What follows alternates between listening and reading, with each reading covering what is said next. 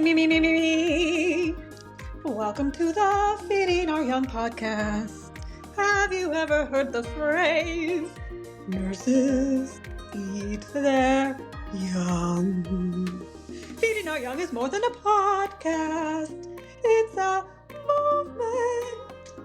It's a desire to see new nurses of all ages be supported and uplifted by their peers. And it starts with me. It starts with you. So, join host Eric Miller, registered nurse of nearly 20 years and adjunct clinical instructor, and today's honors guest, me, Tracey Zehm, will be ready to have your life uplifted so you can in turn uplift others.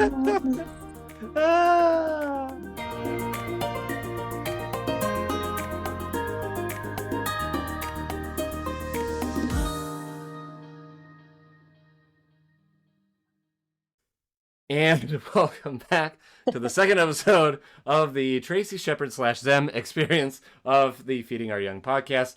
Unprompted karaoke. I'll say it again. It's like calling. I missed it. You did. I don't know why you're in nursing. This is ridiculous. Maybe I should rethink it. I don't know. I'm going to tell you right now, you're more bold than I. No, nobody wants to hear this guy. Man, I've given up caring what people think in life, right? Too much work. It really is. You've got enough work to care about, like the things you have to care about in life. Why carry the extra load, right? Exactly. Oh my gosh. Gotta have fun with it. So those that don't know the tradition here, if you're just jumping into Tracey's episode, some may be tempted to, like, when they're listening to the second episode, skip past the intro because, quote unquote, you've heard it already. No, you haven't. Trust me. So most two-parters, not all, but most two-parters do something silly on their second one. Please listen to the entire intro. It's fantastic. And especially Tracey's. Goodness, you'll be like, why are you a nurse lady? This is insane. I mean, I probably would give Taylor Swift a run for her money. Yeah, easy. Done. That's where my money's at. 100%. But I'll stick with nursing for now. Might as well. We put a lot of effort into it. So, Speaking of effort, we put into nursing and learning. So, those that are just catching the second episode, Tracey and I met in prerequisites for nursing school. We're part of the same nursing school class, which actually, like, again, I think in the first episode, I hinted on, I was so glad that you took your time figuring it out, because otherwise I'd never know you, right? Like, there's all that, like, I love the people that I've met all the way along in life.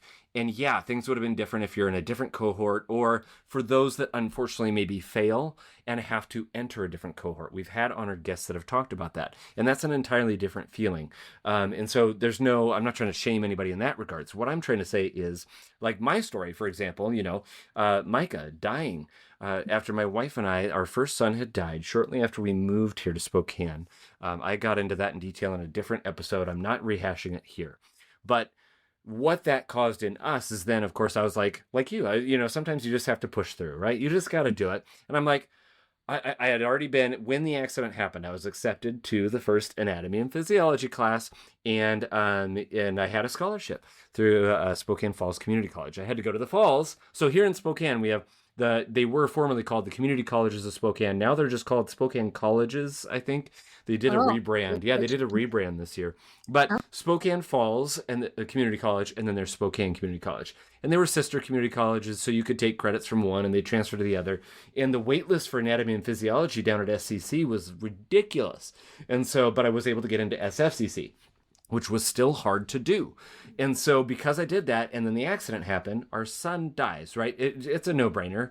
You pause everything. No, I'm like, I can't give up this spot. I can't give up this, we were young and no money and all the things. So like, I can't give up the scholarship. Like, I have to go. I'm going to do it. I'll be okay. I've got support and my wife and all the things, and we're going to, so I go to the first day of class, and he's covering what's going to be in that quarter. And sure enough, like one of the first systems we're covering is the nervous system. My son had died from a traumatic brain injury. And I'm like, yeah, okay, I don't know about this. And he kept talking and all the things and all that was going to be required. And I went, yeah, I'm going to have to take a break. I don't like, and not giving up on the idea of being a nurse in any way, shape, or form, but definitely like, holy crap, like, what do we, I don't know. I don't know what the answer is, but it's not right now. So I'll never forget Mr. Probably Doctor, I don't know, Gary Brady.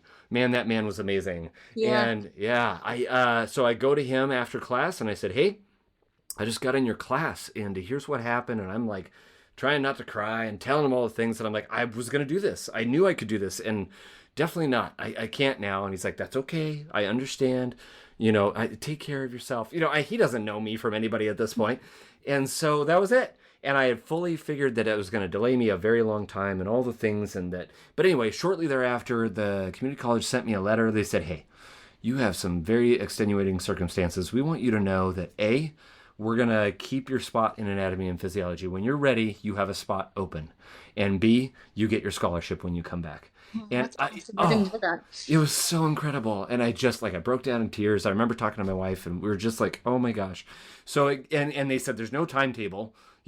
Obviously we're not going to, sit on that for years, but 6 months. It was all of 6 months.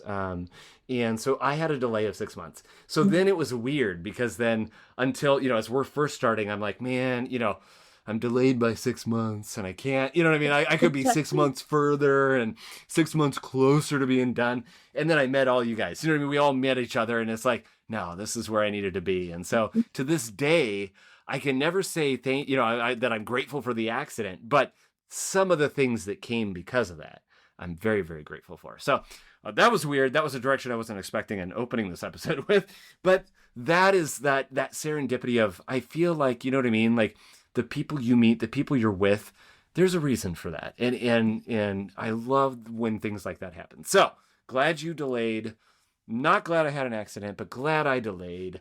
And here we are. And now we get to think of some memories. Do you have any fond, I've got a couple off the top of my brain. What are a couple of your fond memories or difficult memories from our time together in nursing school? Man.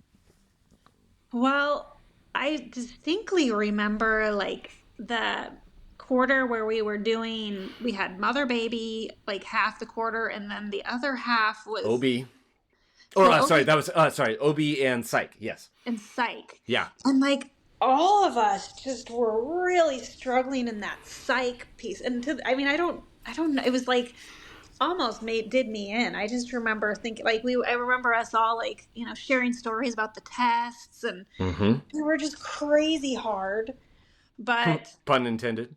Yeah. But the OB side was just so much fun and so enjoyable. So it was just kind of stark contrast, that quarter, just those two different, I don't know. Pairing them together. Yeah. Yeah. I'll tell you what, right now, I'm going to piggyback off of that because what I remember distinctly from that, my wife was pregnant with our third child, our first daughter, and she was going to deliver during that quarter. And so I don't remember her name off the top of my head. Even if I did, we'll go without saying names. But there were two main psych instructors, one of which everybody loved, and the other one had been there for a very long time. And that's how I'm going to phrase that. Yeah. And so I was in class with the one that quote unquote everybody loved. And I went to her after the OB was done. I'm like, look, I'm really worried because during psych, I'm going to already miss a week because of the holidays, right? We only had X number of clinicals we had to do or were able to do. And I'm like, I'm going to miss a week or something because we're going to have a baby. And she's like, don't worry. I got you covered. I'll have you in my group and you'll be fine. Oh, I can't tell you, Tracey, that was such a weight off my shoulders. Leaving that class, I was like, yes. I had the other teacher, Eric. No. I don't know if you remember. So I get home to, yes, ladies and gentlemen, a phone message. They had those things back then. From the other instructor, whose name I distinctly remember. And she said, so, Eric, I heard you talk to so-and-so about being in their class. And no, you were going to be in mine. Don't worry, we'll make it work, but you're going to be with me. Okay, great. Awesome. And what I had to do, Tracey, to make up that shift, I had to work with her on her job on evening shift, one-on-one. On the psych unit.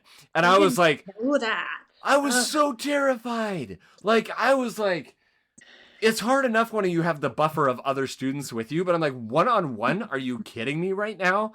And it ended up being great. Like, by the time it was all done and all the things, and she was like, if you want a job here, you let me know, and I'll make sure that they... And I was like, thanks. Didn't know, thank you. But it worked out. So that's my memory of that was quarter. the kicker. I do remember my... So I was placed out at the forensic unit. Uh-huh. And like, you know, just this brand new little baby nurse, not even a real nurse yet.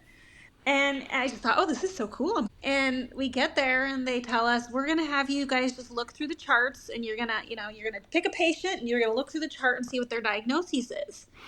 And I remember picking this patient, and I'm looking at the chart and I'm like, oh my gosh, he had taken an axe to his, and, the father found the remains.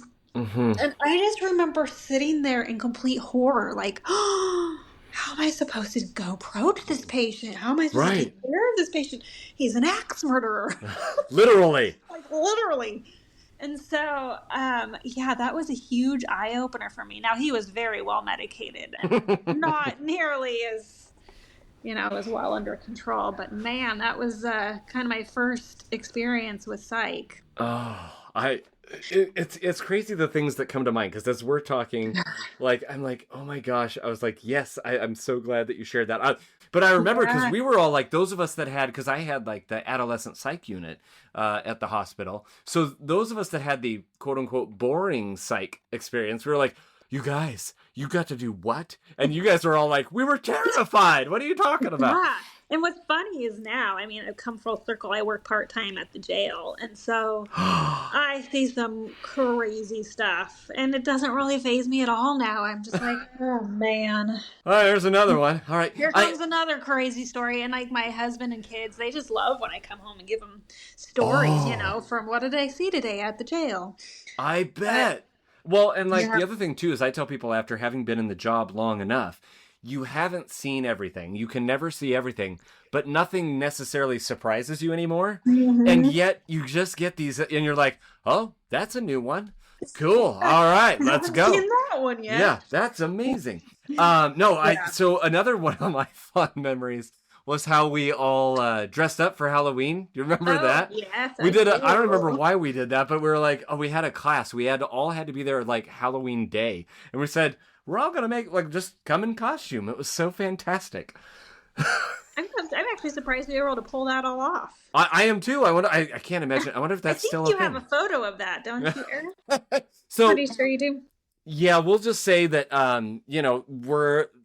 times are a little more PC now than they were, let's say, when we were in school back then.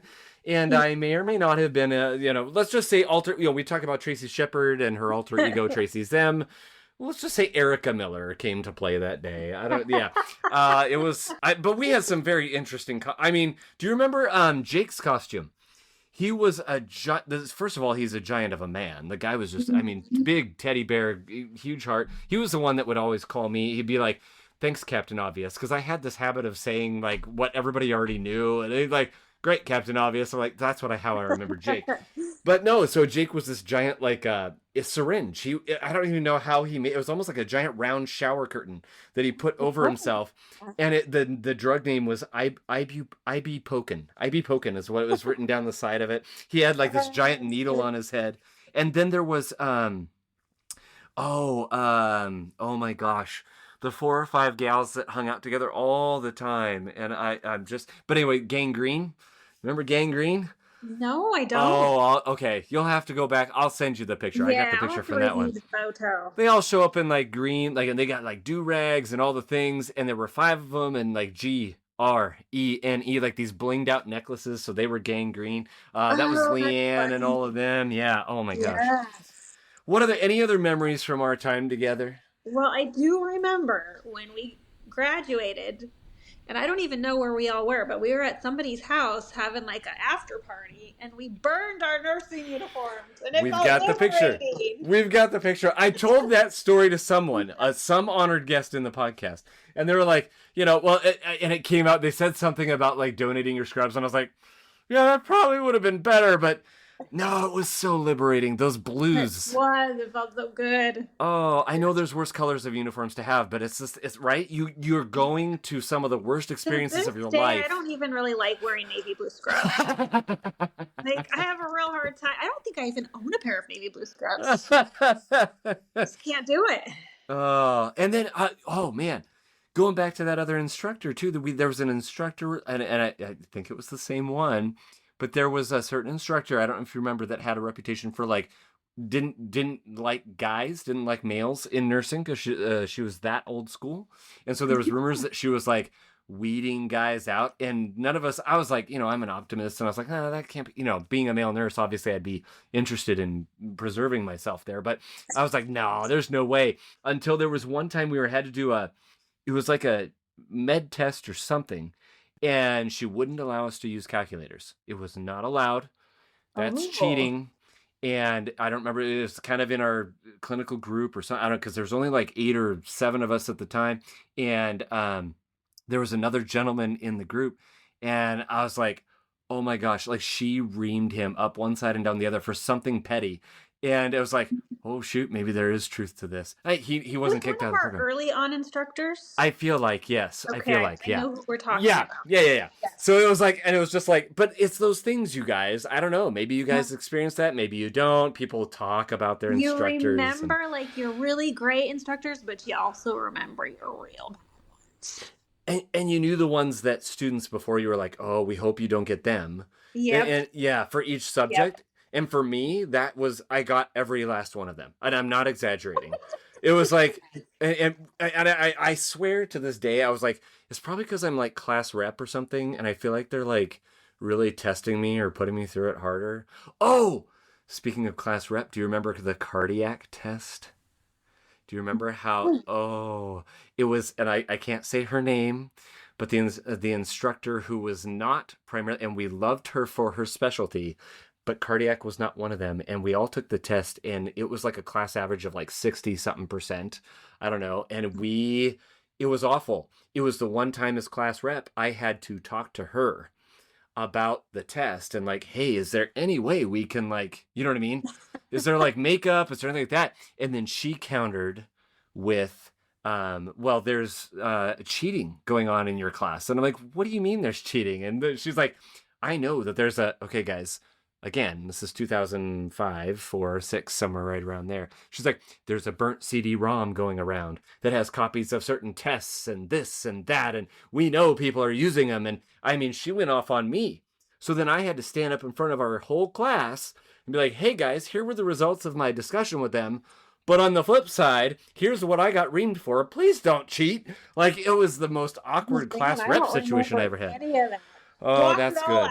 That's good. That's good. No, protective things that the brain does, Exactly. But I do remember though. What I do remember that, like, I feel like we keep kind of circling back to the terrifying or negative things. But I loved, like, we had a very eclectic group of people being in community college. But I feel like for the most part, we all kind of got along. You know what I mean? Mm-hmm. Yeah. No, we had each other's backs and. Yeah, I mean, I remember getting up early in the mornings, riding with Christina to our clinicals, and it's just kind of like you're in the trenches together. Well, and I loved, like, as class goes on, everybody kind of has their spots. I would always, I think for the most part, sit with you and Kara. And I'd sit with Larry, you know what I mean? Like, I remember that was kind of my bosom buddy in nursing school, because he and I, he was older than I was at that time. Because he, if I recall correctly, he was an accountant that decided, I remember him telling me, he's like, I wanted to do something to give something back. Like, I'm tired of sitting behind a desk. I'm tired of dealing with numbers. Like, and he was just an amazing guy. And like, I remember him too. Yeah. I wonder what he's doing now. Right? Like, where is everybody? But where is he? The people that you meet, and this comes out in the podcast a lot. Everybody's like, one of the questions that some people love to answer is, what's one of your favorite things about nursing school? And a lot of the same answers come back as like the camaraderie, right? Like, absolutely, yeah. And that's why we're here. Like, I'm just like, we're 18 years later, and it feels like it was yesterday, even though it was a lifetime ago. So, Tracey, thank you for like. I don't know. I think I did most of the talking on that. But memory lane, you know what I mean? Like, it's so fun. It's so fun. It's more fun now, I think, because we're done with it. Yeah. Oh, yeah, for sure. It wasn't necessarily fun at the time. I don't know. No, it really Uh, was. so with that, who knows? Maybe some more memories will crop back in there. But I'm glad you brought up the scrub burning thing because, man, it was so liberating. Like, we're Oh, it felt so done. good. Well, even though we hadn't taken the NCLEX yet at that time, and so that was the whole other. Do you remember our study group for the NCLEX too? That was Vaguely, I just remember taking the NCLEX and like it didn't cut off like at the smallest number, but it didn't go to the highest number either. It just kind of stopped, in this random number. And I remember just like I held my breath. And I'm like, oh my gosh, I just failed that. And I like went to a bar all by myself that night because I was so depressed. I was convinced I failed it. And I ended up passing it by the grace of God. And you don't find out for a while back then. I don't know if that's still how it is now, but I just remember getting that email that I had passed and I was just bawling like, finally I can just breathe, This is what I tell people. Would you agree with the statement, Tracey, that it is the one test designed in all the earth that you have to be incredibly, I don't want to say intelligent, obviously it's critical thinking, right? But it's the one test that even if you pass, well, I mean, most of us pass, when you pass, it makes you feel like the stupidest person alive. Yes. And the questions are designed for for you to question yourself constantly. I mean, there's more than one right answer. You have to choose the most right answer. So yeah, it's just you leave there feeling like, wow, I worked this hard to get here and I just failed. I don't know if you remember, so there was a group of about 10 or 12 people that ended up kind of scheduled around the same time, same day, right? So you have to go to this, we called it the fortress, right? You go in, you got to, everything's short of a pat down, right? You got to put your wallet, your purse, and all these things in the lockers. And anyway, long story short, we all take this test. So we're sitting in a bunch of our cohort are sitting in the waiting room, waiting to take this test, waiting for our turns to be called. And one of the gals, I don't remember her name, God bless her to this day, she came in and they said, okay, you needed your, what was it, an ATT or something you printed off and you had to have it with you and it had to be on paper. And she brings it and they're like, we need your ATT. And she's like, oh my gosh, I forgot it. And they're like, okay, well, and they told us in school, make sure you bring it with you. Make sure you bring it with you. And she had forgot it. And they're like, well, you can run home and grab it. You got plenty of time before you're scheduled because she got there early. She's like, no, I live in Cheney, which was 20, 30 minutes away. She's like, I don't have time to go all the way back and all the way. She's like, okay, well, there is a printer at the hotel across the street or something stupid like that. You can go over there. It's a free printer. You pull up on your email, print it out and come back. And she's like, but you don't get it. I don't know my password. They're like, what do you mean? And I mean, her anxiety level was going up and up. It's weird, the details of this that I remember, because the rest of us in that waiting room were like our anxiety was already up and it was like, oh my gosh, oh my gosh, oh my gosh. And to this day, I still say that's why there was one member of our, there were a few that didn't pass the NCLEX. And one of them, she tried twice or three times. And she worked as an LPN and has an amazing career and all the things. But to this day, I think that's why, because she had increased test anxiety, and then that happened on top of it. And it just was, it was awful. It was awful. Oh my gosh. I definitely would never take that again. No. Okay, so enough with the memory lane stuff, although I guess the rest is still memory lane. So you graduate from nursing school, Tracey. Tell us about your nursing career. What are all the amazing things you've done? Because you didn't go to jail right after passing the NCLEX. Gosh, I've seen so many realms of nursing over my almost, 20-year career. Mm-hmm. So right out of nursing school, I started in the ICU at Valley Hospital. They had a program where they were hiring new nurses and they wanted to train us to be, we had no bad habits. We were just starting fresh. Mm-hmm. And so started in the ICU as a baby nurse, and man, was that tough. I learned real quick that I'm not a night nurse. There you go. Yeah, it was sounded like a heavenly schedule. It was 3 on, 1 off, 3 on, 7 off. Mm-hmm. but I didn't see my son for a week at a time. It was brutal. Yeah. And I remember like being so green and calling this doctor in the middle of the night, and he just chewed me up and spit me out. So, I mean, it was definitely a huge learning experience starting out in a specialty like the ICU right out of nursing school.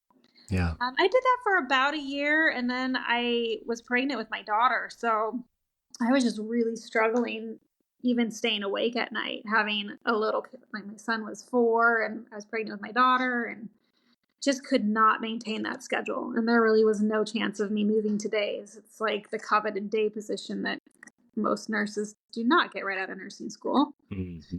So I had gotten my LPN license while we were in nursing school so that I could start working and learning meds, so that when I took the NCLEX, I would have a little bit of knowledge in regards to medications, which I still think was very valuable to this day.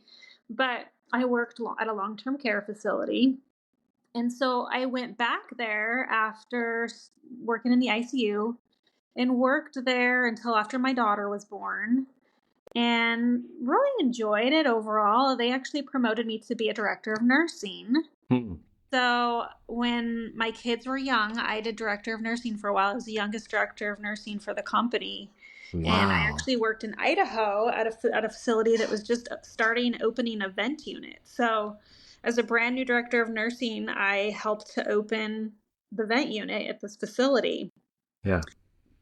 So learned a lot there.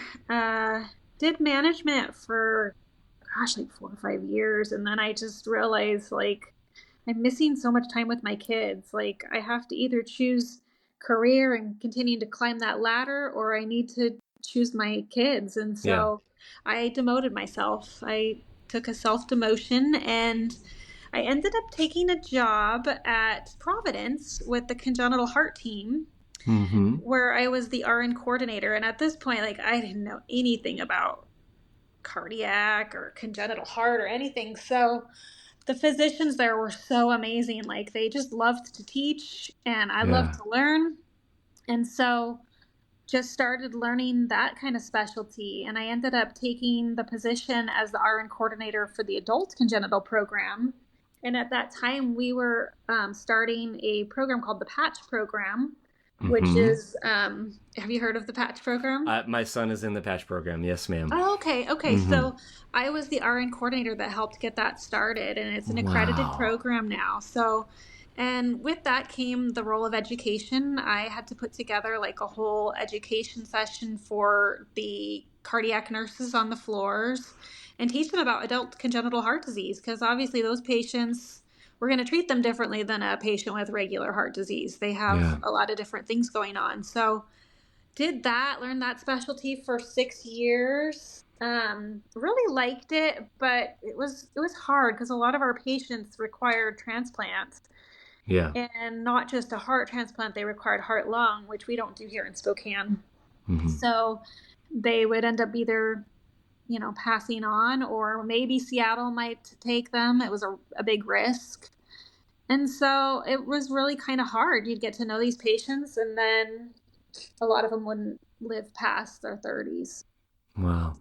So ended up from there, I went to Providence Infusion, which is where I'm at now, and love that. I mean, we manage all the PICC lines, ports. We're managing all the TPN, all the antibiotics. We have a lot of milrinone patients, which are heart failure patients that are on milrinone for life. Wow. So we get to know our patients really, really well. And I don't mind driving around. We actually do a lot of infusions in the home. We do have an infusion center, but I prefer to be out and about. Mm-hmm. And then because I love to travel so much, I work part-time at the jail. Yeah. Wow. And I also work. How does that come into play? Like, I hear the natural progression, right, of your career thus far. Mm-hmm. And then all of a sudden we're like, I'm also doing the jail. Why? Yeah, Why? How? I was just kind of like looking for a part-time gig. That's one thing with nursing, is there's always jobs, right? Yeah. I was just looking for a part-time gig where I didn't have to make a commitment to 20 hours a week or whatever. Some places require you to pick up 1 or 2 shifts a week, and the jail just isn't like that. They just they have the open shifts. You can choose to pick up 5 in a week or none, or, they do like you to pick up 2 shifts a month. Mm-hmm. And so I just remember thinking like, well, I wonder what that would be like. And so I applied. They were like obviously desperate for nurses at that point. So, but they pay really well, and they, it's a completely different side of nursing for sure. Wow. But yeah, I mean, it's quite the contrast because, at infusion, your patients appreciate you and they just love that you're there for them. And at the jail, those people do not appreciate you. They would just assume spit in your face because, you're not their friend. So it's definitely a completely different world. Yeah. But I enjoy it. It gives me, kind of a change up of my routine. I was gonna say variety, right? Like that's what it sounds like to me. Like, man, you just a lot of variety. Wow. I love what you're talking about because like it's kind of interesting because in that first episode you talk about, you know what I mean? Like, well, how did you get through nursing school with a young child? Well, yeah, and then and go back and listen to what she's talking about there. But you talk about sometimes you just have to go through it, right? You just do it. You just get it done. And yet in this one, you're talking more about like you almost have to know your limits, right? Like you're going very early on, I'm pregnant, night shift, ICU. I can't just, you know what I mean? Like it's okay to say I can't just power through something. Because, you do reach limits that you're like, okay, it's costing me too much, whether it's your health or, going down the road, like you're saying, I'm missing too much time from my kids. If it costs too much, you realize, okay, it's not failure to say, I need to make a pivot. That's what makes nursing so amazing. It's not a failure to have to do that. And I do feel like, a lot of times in nursing school, at least when we were going through nursing school, the drive, they really, the drive was, you're going to work in the hospital, And that's kind of where most of our clinicals were. Mm-hmm. I think they do it differently now, which I think is great. New nurses are getting to see there's more to nursing than just the hospital. Yes. And having to accept that, like for me as early on in my career, because I started in the ICU and it's like, no, I have to be in the hospital. I have to work in the hospital. This is what I'm designed to do. And no, I mean that there's been so many different outlets or venues of nursing that I've been able to travel down throughout my career, and the hospital to me just wasn't my forte. So, and it's not for everybody. So, and that's okay. That's okay. I don't think the hospital's for a lot of people in general. Like I jokingly tell my families, I'm like, it doesn't matter whether you're here to have a baby, which is a generally happy event, or you're here because you're sick, or you're here because you work here. Everybody wants to get out. So it's, and no offense to my employers, I'm just saying, like, you're like, I'm here, I'm going to help somebody, or I'm there to have a baby, or I'm there to get better, and then I want to get home. So...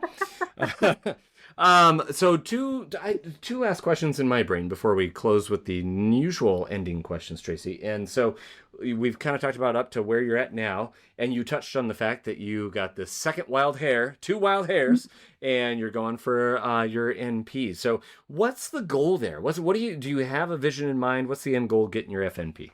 Well, I'm actually really surprised that I have opted to try and do this because, like I said, my brain mentally was like, okay, I've reached my goal. I'm never going back to school. Done. But I just kind of feel like there's more for me. And, I'm not really sure what that looks like. I love being a nurse, but I feel like I have more to offer my patients.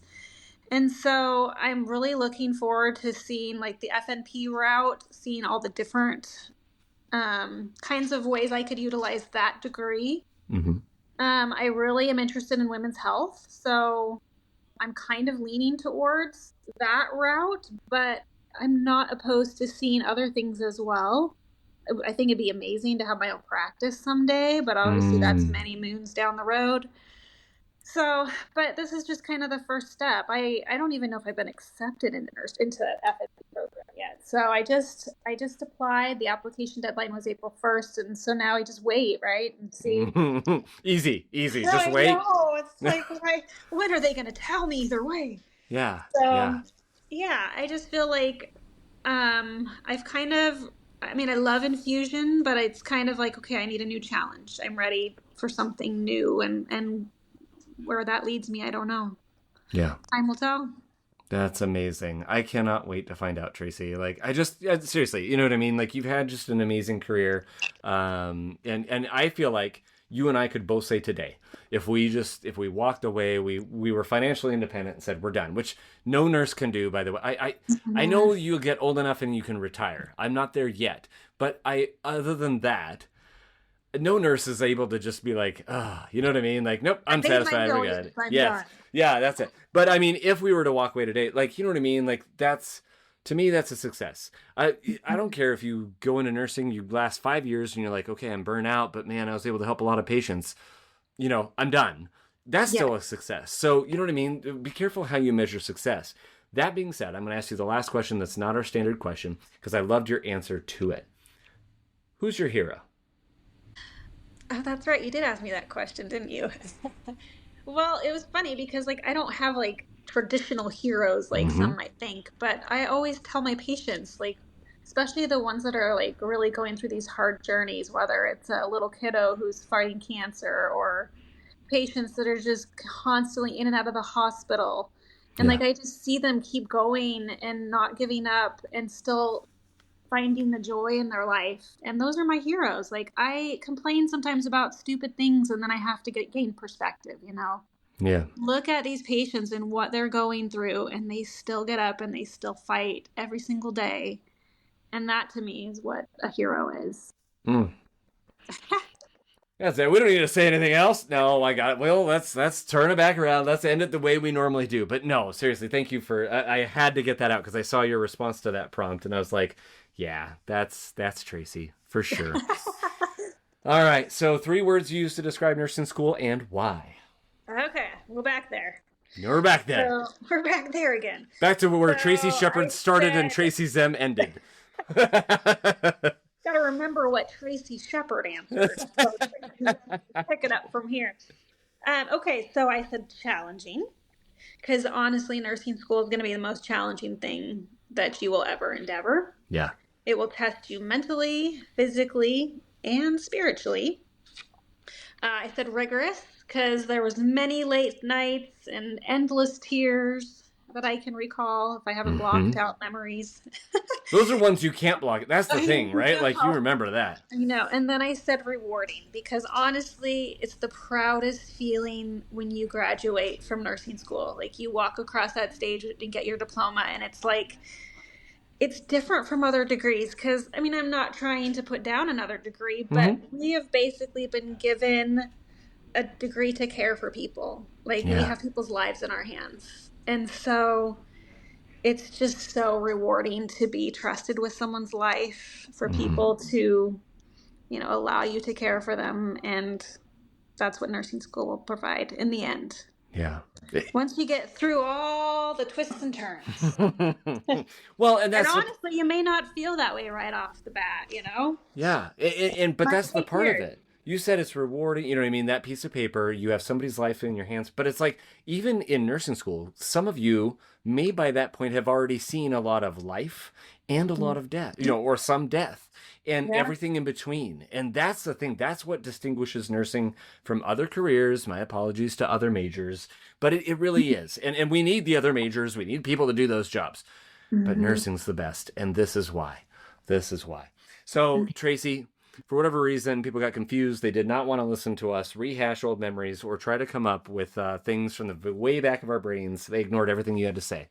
And they only want to hear the one takeaway that you have, the one piece of advice you'd have for somebody listening to your episodes. What would that piece be and why? So my one bit of advice is don't quit. Even if it seems impossible, even if you don't pass your boards the first time, even if you start your career and you don't feel like you know enough or you don't enjoy the initial field that you're in, just keep pushing forward. Because the moment when a patient looks at you and thanks you for making a difference in their life, it will all be worth it. Yep. Nothing to add. Tracey, you're amazing. Thank you, friend, for taking time out of your morning. Thanks for doing this. Oh, absolutely. I think once or twice in the 18 years we've talked about having some reunion or something, but nobody puts it together. So we're all like, eh. We're waiting for you to do it, Eric. We're waiting for you. You Hold are on. the class representative after all. True story. Hold on. Let me get the list and add reunion to the. We came super close. I remember. Why did we? Yeah, because Leanne had there was some either a friend's bar or her restaurant or something. Anyway, we came super close, and then I couldn't do it anymore, or I think there was only a few people that signed up. I don't know. I don't remember why we couldn't do it. Did COVID get factored? I can't remember. I don't know. I think it was a little before COVID, but not too long before. I don't know. Maybe that was it. Here we are, trying to remember things. We're done. We're not going to try to remember those things. So who cares about the past? Let's just make a reunion happen in the future. That's how we're going to do it. I like it. All right. Tracy, have a great rest of your day. Thank you, friend. You too, Eric. Thank you.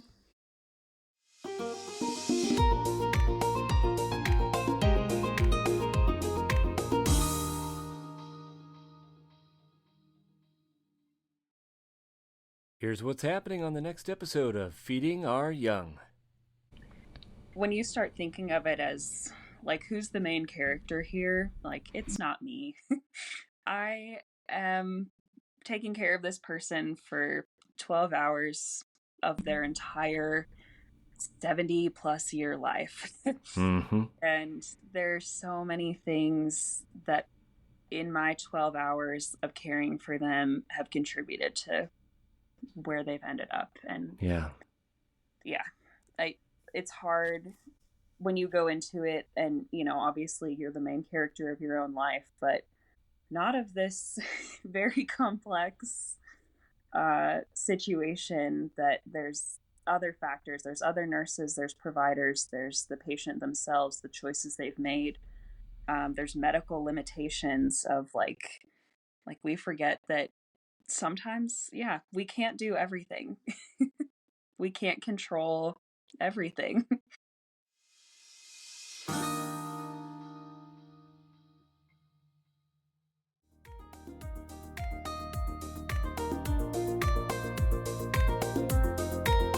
Did you like today's episode of Feeding Our Young? Let today's honored guest know by emailing us at thanks@feedingouryoung.org. Also, if you're a nursing student, nurse, or a nursing instructor and would like to be featured on a future episode, please email us a few details about yourself at the very special email address mystory@feedingouryoung.org. If you have a question you would like addressed in a future Q&A episode, please send it to q@feedingouryoung.org. For all other inquiries, please email us at info@feedingouryoung.org or text us at area code 509-ALL-THEM, 509-255-8436. We're so excited to have you return to hear our next honored guest. Be sure to follow us on TikTok, Facebook, Instagram, and YouTube at Feeding Our Young LLC. Again, that's username Feeding Our Young LLC. Until next time, be encouraged and go find someone to encourage today.